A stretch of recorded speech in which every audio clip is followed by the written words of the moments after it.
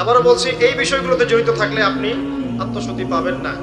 যেমন মাদক, পর্নোগ্রাফি, হারাম মেয়ের সাথে জেনার সম্পর্ক, হারাম বান্ধবী, হারাম অ্যাফেয়ার্স, সুদের সাথে সম্পৃক্ত থাকলে, মনে রিয়া থাকলে, অহংকার থাকলে, গীবত তহমত করলে, এই ধরনের কাজ, বেপরদামি বেহায়াপনার মতো থাকলে, মিউজিকের সাথে থাকলে, জুয়ার সাথে থাকলে, বা এই দুনিয়ার জীবনটাকে খেলতামাশার মতো গ্রহণ করেছেন, আল্লাহর হুকুম আহকামে পরোয়া করছেন না,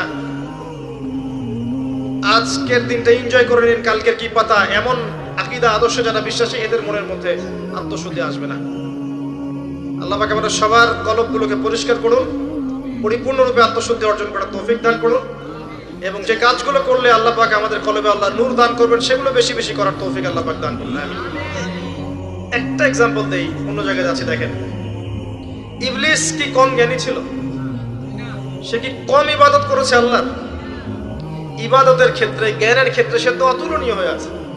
প্রচুর ইবাদত করেছে, প্রচুর জ্ঞানী। এই মহাবিশ্ব সম্পর্কেও জ্ঞান আছে না তার? প্রচুর জ্ঞান আছে। কি কারণে সে চিরস্থায়ী জাহান্নামী হলো? একটা আদেশ লঙ্ঘন করেছে, এই তো একটা আদেশ তো আদম আলাইহিস সালামও লঙ্ঘন করেছে। তাকে বলা হয়েছে গাছের কাছে যেও না, আমাদের পিতা ভুল করে গাছের কাছে চলে গেছে। এটাও তো একটা অন্যায়, তাই নয় কি? এটা তো আল্লাহর আদেশকে লঙ্ঘন করা হলো। আদম আলাইহিস সালাম তওবা করে ফিরে এসেছেন, বলেছেন রব্বানা যালামনা আনফুসানা ওয়া ইল্লাম তাগফির লানা ওয়া তারহামনা লানাকুনান্না মিনাল খাসিরিন। এটা আদম সন্তানের স্বভাব, ভুল করবে, তওবা করে ফিরে আসবে। কিন্তু ইবলিস, সে তওবা করে ফিরে আসেনি, বরং আবা ওয়াস্তাকবারা, সে অবাধ্য হয়েছে, অহংকার করেছে। খালাকতানি মিন নার ওয়া খালাকতাহু মিন তিন। এই যে অন্যকে ছোট করা, তুচ্ছ করা, আল্লাহর আদেশকে অস্বীকার করা, অহংকার করা, এই অহংকারের কারণে তার সমস্ত ইলম এবং আমল সব ধ্বংস হয়ে গেছে। এখন যদি আমরা অনেক ইলম আমল করি, মনে অহংকার থাকে, আত্মশুদ্ধি অর্জন হবে? আত্মশুদ্ধি সবচেয়ে ইম্পর্টেন্ট জিনিস। আমি একটা বই সাজেস্ট করছি, বইটা আমি পড়ছি, কিন্তু আমার পড়ার পরে আমার আসলে পিপাসা মেটেনি এখনো। এই টপিকের আরো বেশ কিছু বই আমি সংগ্রহ করার চেষ্টা করছি, ইনশাআল্লাহ তাআলা। আগামীতে আমি এই টপিকে, শুধু এই টপিকেই আলাদা স্বতন্ত্র একটা লেকচার দিব ইনশাআল্লাহ তাআলা। আল্লামা তাকি উসমানী হাফিজাহুল্লাহ, তার একটা বই আছে আত্মশুদ্ধি ও তাসাউফ। বইটা পড়েন। বইটা পড়লে আপনার কাছে মনে হবে যে বইটা আপনার জন্য লেখা হয়েছে। বইটা পড়ছিলাম আর মনে হচ্ছিল যে বইটা আমার জন্যই লেখা হয়েছে। মনে হয় বইটার প্রতিটা ওয়ার্ড আমাকেই বলা হচ্ছে। মন দিয়ে পড়েন আর পড়াশোনার অভ্যাস করেন। একদিন লেকচার শুনলেন 1 ঘন্টা 1.5 ঘন্টা, এটা আপনার জীবন পরিবর্তনের জন্য যথেষ্ট নাও হতে পারে। হ্যাঁ, যদি আল্লাহওয়ালা তেমন মানুষ হন হয়তো বা হবে। আমাদের মতো মানুষের লেকচারে 1 ঘন্টা 1.5 ঘন্টা লেকচার শুনেও আপনার জীবন পরিবর্তন না হওয়ার সম্ভাবনাই বেশি। কথা তাসির হয় তখনই যখন বক্তার মধ্যে ইখলাস থাকে, দ্বীনের প্রতি মহব্বত থাকে, আল্লাহর দ্বীন আল্লাহর জমিনে প্রতিষ্ঠার মানসিক চেষ্টা থাকে, মনের দরদ থাকে। जो बात दिल से निकलती है दिल पे असर करती है, একটা কথা আছে না? যে কথাগুলো দিল থেকে বের হয় সেগুলো মানুষের দিলের মধ্যে কি হয়? আসার করে। তো এখন এরকম মানুষের সংখ্যাই বা কত? আর আমরা যে জ্ঞান এবং আমল করি তাতে বুঝতেই পারছি যে আমাদের দ্বারা কি হতে পারে। তারপরেও আলহামদুলিল্লাহ কিছু মানুষের উপকার হচ্ছে, এটাই আলহামদুলিল্লাহ। তবে আমরা যথেষ্ট নই। আমরা আল্লাহর কাছে দোয়া করি আল্লাহ পাক এমন মানুষদেরকে এইসব চেহারা নিয়ে আসুন যাদের কথায় পুরো সমাজ পরিবর্তন হবে ইনশাআল্লাহ। এবং আল্লাহ পাক আমাদের সন্তানদেরকে যেন ওইভাবে বড় করার তৌফিক দান করেন। আমিন। প্রথম কথা বলছি, দেখেন, আত্মশুদ্ধি, মনের নিয়াত, ইখলাস, এটা সবচেয়ে ইম্পর্টেন্ট জিনিস। এটা ছিল না বলেই ওই 3 ব্যক্তি কোথায় গেছে? জাহান্নামে। শহীদ হয়েছে জাহান্নামে, দান করেছে জাহান্নামে, আলেম হয়েছে জাহান্নামে। এটা সেই হাদিস যেটা বর্ণনা করতে আবু হুরায়রা রাদিয়াল্লাহু আনহু অজ্ঞান হয়ে পড়ে যেতেন। প্রথম যেটা সমস্যা ছিল, এদিকে মনোযোগ দেন, আমরা শেষ করে দেব, গুছিয়ে নেব। প্রথম সমস্যাটা কি বলেছিলাম? শিরক। এই শিরকটা প্রত্যেকটা সেক্টরে আছে না? ব্যক্তি, পরিবার, সমাজ, রাষ্ট্রে আছে না? একই সুন্নাহ। ওই যে আইয়ামে জাহিলিয়াতের শিরক এখনকার বিশ্বে আছে না? আছে। তাহলে এখনকার বিশ্বেও কি কিছু তাওহীদপন্থী মানুষের প্রয়োজন আছে না? আছে। দ্বিতীয় সমস্যা সুদ। ওই সমস্যাটা এখনকার বিশ্বে নাই? এখনকার ব্যক্তি জীবনে দেখেন সুদ খায় না, পরিবার সুদখোর না, সমাজে সুদের কারবার নাই, সুদী এনজিওর সয়লাভ আছে না? আছে না? ছোট্ট ছোট্ট গ্রাম বাদ পড়েছে সুদ থেকে। টপ টু বটম কোনো গ্রাম বাদ পড়েছে? পড়ে নাই। বৈশ্বিক ক্ষেত্রে শুধু ব্যাংকিং সিস্টেম নাই এবং এগুলোর সাথে আমরা জড়িত নই কি? আর নবী সাল্লাল্লাহু আলাইহি ওয়াসাল্লাম কি বলেন নাই, 4 শ্রেণীর মানুষকে আমি লানত করলাম, যে খায় সুদ, যে সুদ দেয়, যে সাক্ষী থাকে আর যে লেখে। 4 শ্রেণীকেই তিনি লানত করেছেন।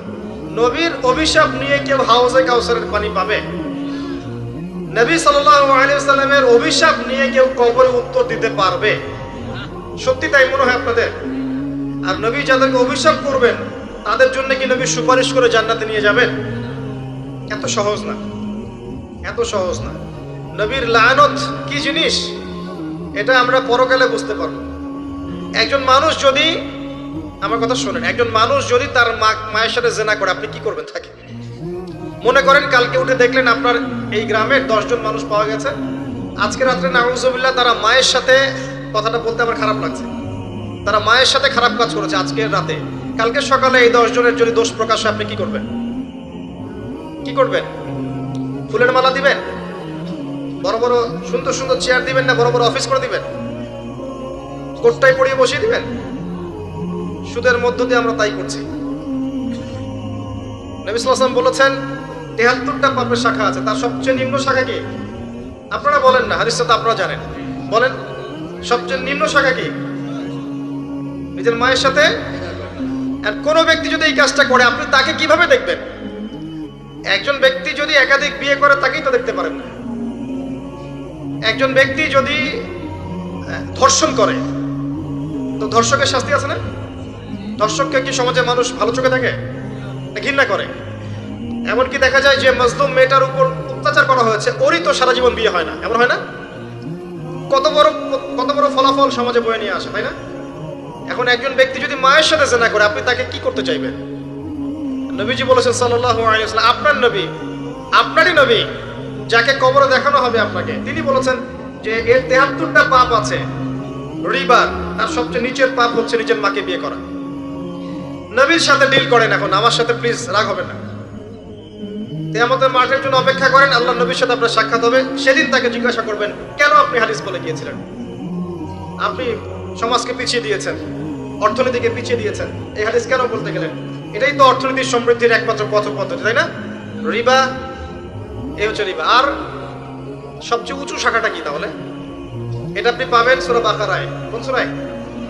আয়াত নাম্বার 279 থেকে শুরু করে পড়া শুরু করবেন, দেখবেন ওখানে আল্লাহ পাক বলেছেন ইয়া আইয়ুহাল্লাযীনা আমানু, হে মুমিনগণ, ইত্তাকুল্লাহ, আল্লাহকে ভয় করো, ওয়া যারু মা বাকিয়া মিনার রিবা, সুদ ছেড়ে দাও, সুদ ছেড়ে দাও। আল্লাহ বলেন ইল্লাম তাফআল, তোমরা যদি এটা না করো, ফাযানু বিহারবিন মিনাল্লাহি ওয়া রাসূলিহি, তাহলে আল্লাহ এবং তার রাসূলের সাথে যুদ্ধের ঘোষণা শুনে না। এটা সবচেয়ে উঁচু লেভেল। আল্লাহ এবং তার রাসূলের সাথে কারো যুদ্ধ হচ্ছে মনে করেন, কথার কথা, আপনি কার পক্ষ নেবেন? এটা আমরা বলছি ঠিকই, আল্লাহ এবং তার রাসূলের সাথে যুদ্ধ হচ্ছে, কিছু মানুষ তার সাথে যুদ্ধ করছে। মনে করেন রাসূল সাল্লাল্লাহু আলাইহি ওয়াসাল্লাম জীবিত আছেন, একদিকে দাঁড়িয়ে আছেন, কথার কথা, এবং তার অপোজিশনে ধরেন 1 লক্ষ মানুষ দাঁড়িয়ে আছে, যাদের হাতে অত্যাধুনিক মারণাস্ত্র আছে, নবী সাল্লাল্লাহু আলাইহি ওয়াসাল্লামের হাতে কিচ্ছু নাই, তিনি একা মনে করেন, আপনি তার উম্মত। এখন আপনি এই যুদ্ধে কার পক্ষে দাঁড়াবেন? কথা বুঝতে পারছেন? আমরা এখন কার পক্ষে দাঁড়িয়ে আছি জানেন? ওই মানুষদের পক্ষে যারা অস্ত্রশস্ত্র নিয়ে নবীর এগেইনস্টে দাঁড়িয়ে আছে। আমাদের উচিত ছিল নবীর পক্ষে, আল্লাহর পক্ষে দাঁড়ানো। আমরা এই রিবার মধ্য দিয়ে তার বিপক্ষে দাঁড়িয়ে আছি। সূরা বাকারা পড়ে দেখেন, না আমার কথা না, একটা কথা বানিয়ে বলে নাই, একটা কথা এদিক ওদিক যাবে না ইনশাআল্লাহ। এটাই লেখা আছে কোরআনে, ওয়াইল্লাম তাফআলু ফাযানু বিহারবিন মিনাল্লাহি ওয়া রাসূলিহি। যে কোনো আলেমকে জিজ্ঞাসা করেন, যে কোনো মাযহাবের। একটা কথা শুধু বলে যাই, আমরা তো সবাই পৃথিবীতে চিরদিন থাকবো না। যদি কখনো এইসব অভ্যন্তরীণ মুনাফিকদের কারণে ইসলামের বড় বড় আলেম, শায়েখ, দায়ী তাদেরকে আপনারা হারান, অন্ততপক্ষে মন থেকে এদেরকে মাফ করেন, এতটুকু রিকোয়েস্ট করে যাব। যদি এই ধরনের অভ্যন্তরীণ ষড়যন্ত্রের কারণে এবং মিথ্যা প্রচারণা, প্রোপাগান্ডার কারণে বড় বড় আলেম, বড় বড় শায়েখ, বড় বড় দায়ীদেরকে আপনারা হারিয়ে ফেলেন, আর কিছু হোক না হোক রিকোয়েস্ট করবো, মন থেকে কখনো মাফ করিয়েন না। তারা মন থেকে ক্ষমা পাওয়ার যোগ্য না। কাক কাকের গোশত খায় না, বাট এখানে আলেম হয়ে আলেমের গোশত খাওয়ার চেষ্টা করা হচ্ছে। জনগণকে ধোঁকা দেওয়া, ইসলামের ভালো ফ্লোকে ডমিনেট করা, এবং মানুষ যখন ভালো কিছু পাচ্ছে এটাকে থামিয়ে দেওয়ার চেষ্টা করে। আমি আর কিছু বলতে চাচ্ছি না, যতটুকু বললাম কিছুটা আবেগিত হয়েই বলেছে।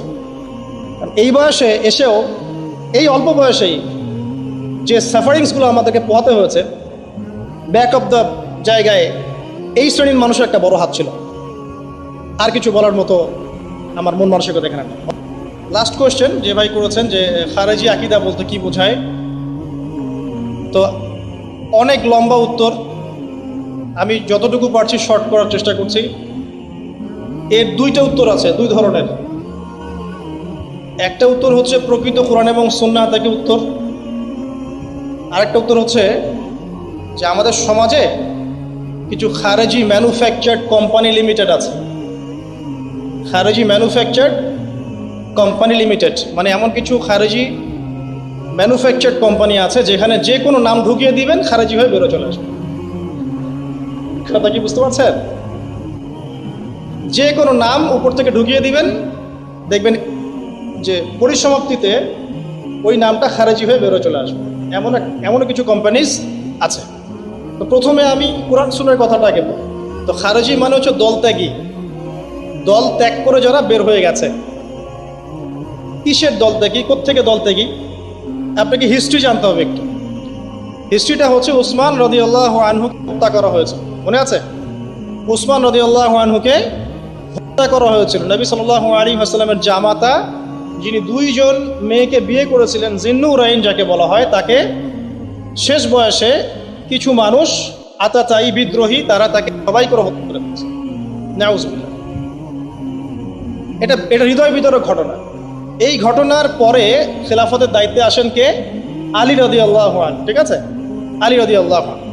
আলী রাদিয়াল্লাহু আনহু দায়িত্ব নেওয়ার পর তিনি যখন মক্কা মদিনা এই কন্টিনেন্টের দায়িত্বে আছেন, ওই দিকে শাম অঞ্চলের দায়িত্বে আছেন মুআবিয়া রাদিয়াল্লাহু আনহু।